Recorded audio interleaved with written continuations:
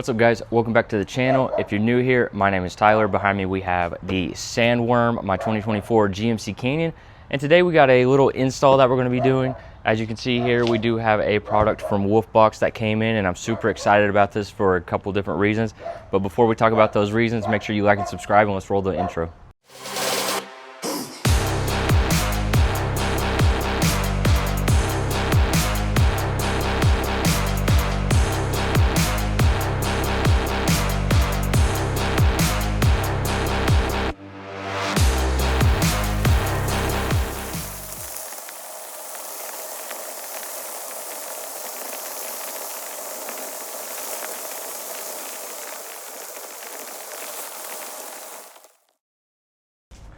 Okay, so what I have behind me is the G900 TriPro from Wolfbox. This is their rear view dash camera mirror system. This has 3 cameras, so it has the rear view camera, and then it has a camera for the front of the truck and a camera for the rear of the truck. The benefit of this one, like I was saying in the beginning of the video, I can either mount the camera up in the grill to point down, or I can have a underbody camera. I haven't decided quite what I'm going to do yet. I might mess around with it, try it in a couple different variations, and see if I like it up on the bumper, in the grill, or down below. I'm leaning more towards in the grill. Not sure yet, because my thoughts are, if got in an accident on the front, the dash camera from the mirror would catch that, so you really don't need the camera up here. This would be nice, like if you're parking in the garage, you can see the front. The Bronco has the front camera, and it is beneficial. But an underbody camera would also be nice too, because then you can make sure you're not going to hit your front diff on anything. You can see if you're going to clear stuff before you hit it. And then of course we have the rear camera, which I think I'm going to mount on the back of the roof rack. But the benefit of the rear camera is I am going to have a truck bed cap coming in soon, and so we'll be able to relocate that rear camera to the back of the camper shell. And with that camper shell on, I'm not really going to be able to see out of my rear view mirror through that camper shell. So with this one, I can put the camera back there, and you'll have the digital rear view mirror, and I'll be able to see that better. So let's go ahead and unbox some of this stuff, show you what's in the box, and let's get started installing. Okay, so this kit that I got comes with a few different packages, so we'll start with the small one. So first package, micro SD card, which comes with a SD card reader that you can put into a computer. This is 128 gigabytes, so not too bad, should be plenty. And then the next package here, I kind of opened these and already looked at them. This is going to be the OEM style rear view mirror bracket. So instead of strapping the mirror onto your OEM mirror, you can actually pull this one off and use this bracket to have just one mirror. Because you can use the rubber bands that they send and just strap it on there and keep this one if you want. But I'm actually going to replace this whole thing with the Wolfbox, so I don't have 2 mirrors. And then here we have their always on hardwire kit. So this is going to have fuse taps and everything you need to tap this into a fuse to make sure it's always on. So it'll always record. Somebody walks by your car or hits your car and you're not in it, it's always recording. And then of course we've got the main box here with the mirror. So 4K video, 4K main camera, 1080p on the bumper camera, and 2.5K on the rear camera. And I'm looking at the wrong camera. And then it does have GPS technology, so you get your speed, location, things like that, voice control, Wi-Fi, GPS, touchscreen, all that jazz. But let's go ahead and open it. And here we have the main mirror, which is close to, it's a little bit longer than the OEM one in my Canyon, so it's close. We're gonna set that aside, and yeah, we're gonna get started. So bear with me. I'm not gonna do the full steps, but I'm gonna show the main steps of the installation process. It shouldn't be too hard. It's mostly just running cables and plugging stuff in. The hardest part is gonna be the fuse tap, locating the correct fuse, because you don't want to use a fuse that really runs anything main on the truck, and you want it to be a fuse that's always powered on. So we're going to do that, and let's go ahead and get started. All right, so we've got the wire for the front camera. We just need to figure out where I want to put the front camera so I can figure out where to run this through the engine bay. But I already had a hole in this rubber grommet right here due to my aux beam switch going through there. So there was already a hole, so I was able to feed that one through. The one I think I might have trouble with is the rear camera, because I don't know where I'm going to feed that wire through yet, unless the wire is long enough where I can feed it through that same hole and run it up under the truck. We'll see if we can do that. But anyways, we're just running wires right now, so when I get all of them ran, I'll do an update, and then we'll start really plugging this stuff in and getting an update going. All right, we're gonna do a little update.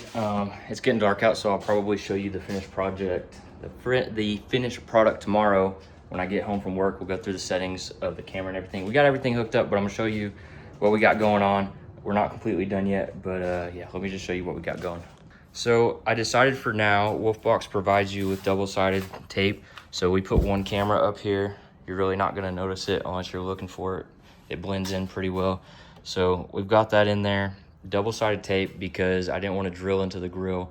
And then I also don't know if I want to keep it there. I might want to keep it there for now and then later move it down to underbody, depending. I'm just gonna test it there for now.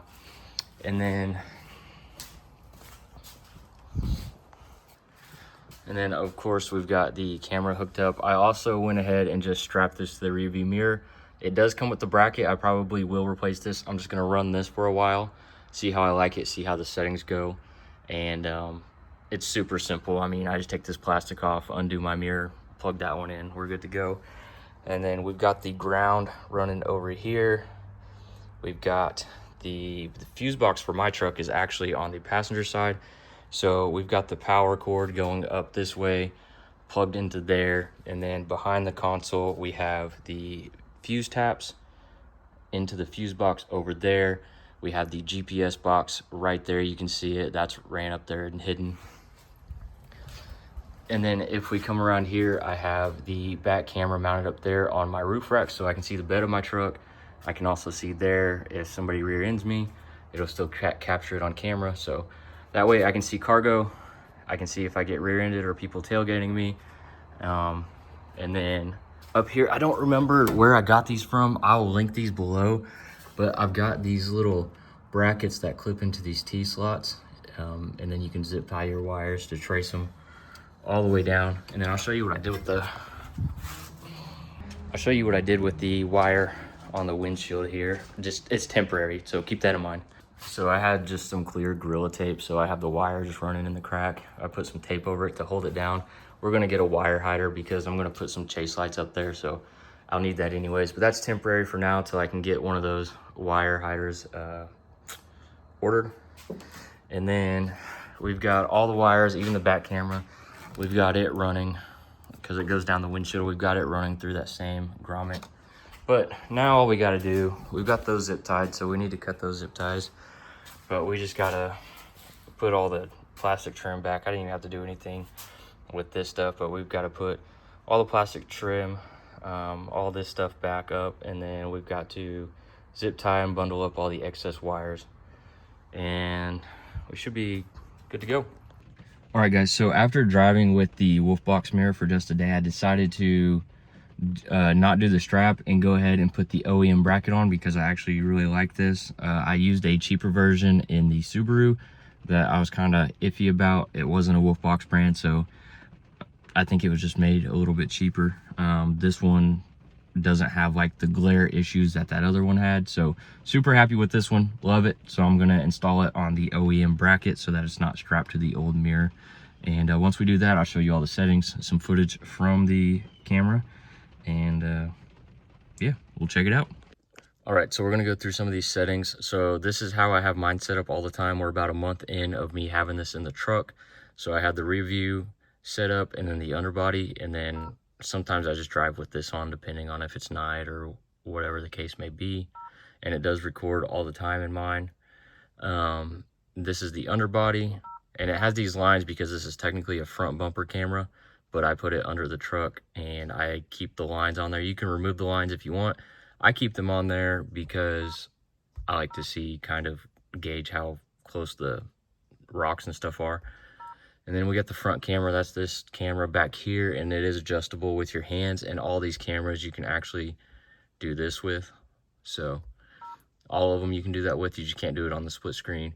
But now that we've seen that, let's go through some of these settings on the screen here. So here's your record button. You hit that to stop or start recording. Your brightness, you can hit that and go all the way up or all the way down. I keep it down because it's still pretty bright. And then this, you can hit this if you want to just quickly switch. This is, you take a photo. This is, you hit that if, let's say, something happens and you, because this is on a loop setting, so as newer videos come on, once your SD card is full, it's going to delete the older videos. So you hit this lock button, it prevents that video from being deleted automatically until you put it onto your computer. That's good for like emergency purposes. And then here you can actually go in and you can actually see, yep, you can see your recorded footages. And then here you can turn the mic on and off. I keep the mic on because you never know when that might come in handy, if somebody rear ends you or hits you or something. And then we'll go through the actual, all the settings. So you can set your resolutions. Obviously I'm going to have mine set to the fullest because I'm going to use some of this for trail footage. Then you have your display modes, split screen, rear camera. This is where you just click it. So like, it's just you go in here and change the screen. So it's set to split screen right now. And then you have the split screen setting. Oops, that's volume setting. And you have the split screen setting. So you can either do it with dual or you can do it with triple. And then I'll show you what that looks like real quick. So then you have your back, underbody, and your front, which I don't necessarily need the front. You're looking out at the hood anyways, in my opinion. So I keep it on just the dual split. And you can change these. You can click these and decide which one you want to have up there. Sound recording on and off. I have it on. You have your loop recording. This is where you set it either 3-minute, 2-minute, or 1-minute loops. I have it 1-minute loops. It's just easier to download over Wi-Fi. It takes a lot longer to download a 3-minute one. Your G sensor, this is where you set, I have it on low because for some reason it kept setting it off driving in traffic, so I have it low mode. Fatigue reminder, if you're driving a lot, you can turn it off for up to 3 hours, actually up to 4 hours. Wi-Fi, you turn this on if you want to download via Wi-Fi to your phone, the videos. Volume setting, this is like the playback sound of the video or the click tone. You can turn your click tone on and off. Screensaver, this is where you tap the screen, you can see the footage on the screen, and then it goes back to normal mirror. Screen brightness, exposure, so you can adjust the exposure and everything, how the screen looks. Voice control, this does have voice control, so you can tell it things like show the front camera, record, take a photo. These, depending on where your cameras are set up, you'll use these because like my rear camera, I had to flip it so that it was the right direction. And the same with the front one. Parking mode, so you can change these as 12-hour time lapse, 24-hour time lapse, 48-hour time lapse, or you can set it to if somebody hits you, it'll start recording. So this is if you have the fuse tap. I recommend the fuse tap, but I'm actually going to set this to 48-hour time lapse because I usually drive my truck every day, but you know, just in case. And then this does have a protection mode, so if it gets below a certain voltage, it will stop recording to save your battery. And then GPS settings, that just shows you GPS stuff. Display management, so you can display all types of stuff. The stuff that's lightly grayed out, I don't have displayed, but you can display your speed, your time, your date, everything like that. Prompt positions, so these are like warnings and stuff that pop up depending on, you know, what it is. I have mine just set to the bottom. Date stamp, so I have these on because these are going to stamp your time. So when you pull the footage off of this, it'll have the time, speed, and date. I'm keeping those on there because those could be handy in an accident. And then your speed unit, you can set your clock, your time zone, language, flicker rate. So this is, you know, the refresh rate on your screen. And then format reminder, you want to set this up because you do want to reformat your SD card like every other month. So I do have that. And then you just hit this pulls up a QR code to download the app, so you can mess with the settings, but you can actually do more settings in the mirror than you can on your phone. So, but that's all the settings. So that's really it for this video, this install. I'm going to show some footage from the camera here at the end, so you guys can see. I'll show the underbody, the rear view, and the front camera here, and you guys can see how good the footage is. And yeah, let me know what you think. Make sure you like and subscribe, and I'll see you guys in the next video.